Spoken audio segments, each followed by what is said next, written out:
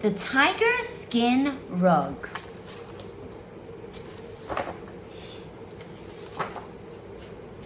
There was once a very thin tiger who lived on the edge of the jungle.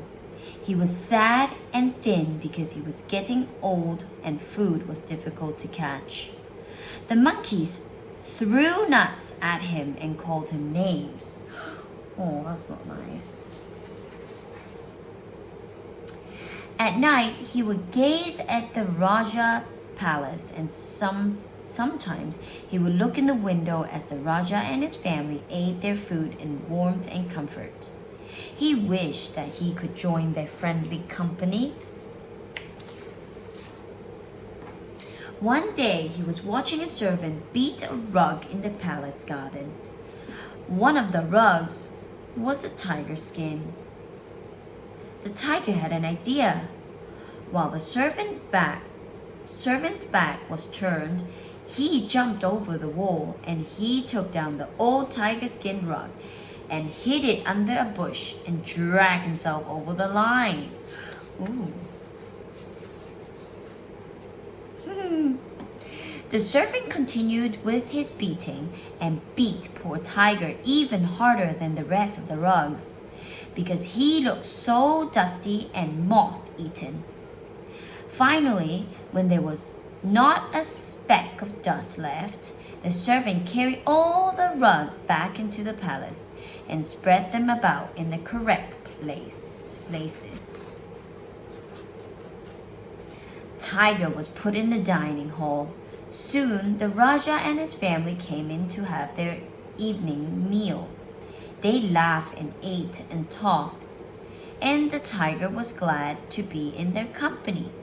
They did not notice him, for he looked thin and moth-eaten, just like the old tiger skin rug, which they were used to. After the meal, when they had all left the room, Tiger jumped up and finished all the scraps. Then he drank some tea and lay down for a good night's sleep. This was a wonderful life, and he was determined not to spoil it. Every day he enjoyed the family's company. Every evening he finished a scrap and drank some tea, and he was careful to keep very still whenever anyone came into the room.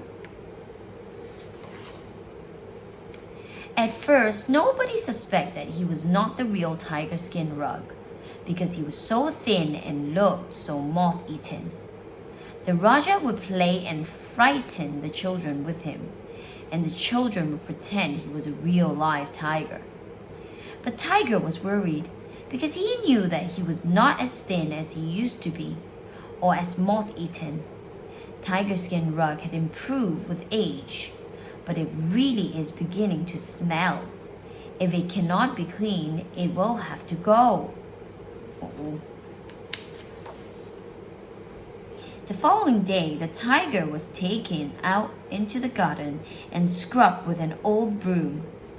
The soap made his eyes sting, and he was left in the line in the hot sun to drip dry.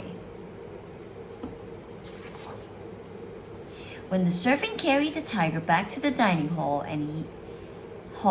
he complained that either the tiger skin rug was getting heavier or he was getting older and weaker. That night, the tiger did not eat any scraps, and he couldn't sleep.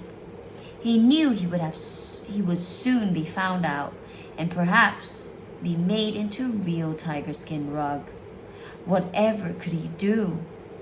Suddenly, he heard a noise. All the hairs on his spine stood on the end, and the end of his tail twitched. 3 robbers were climbing in through the window.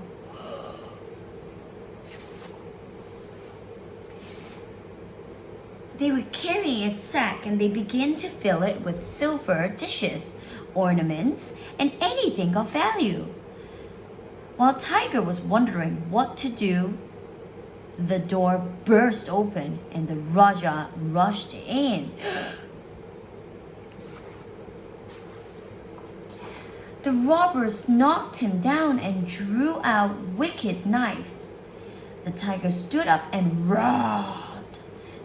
The roar echoed down every hall and round every room and across the palace gardens, waking everybody. Tiger leaped to the Raja's rescue. Three robbers took flight, and they were in such a hurry that they became stuck in the window as they fought to get through all at once. While the Raja had recovered from his shock, his family and his servant had gathered, and the Raja proclaimed that the tiger skin rug had saved us, and he must stay forever. And so he did. He was never beaten and scrubbed again, but instead he bathed in the garden pool and he went on picnics with the family and rode on elephants. The children played with him and the Raja's wife loved him. He no longer ate scraps. He had his own plate of food and his own bowl of best Indian tea. In the evening, he lay on the floor with the family around him, for he was still their tiger skin rug, a real tiger skin rug, and the best in the whole wide world. The end.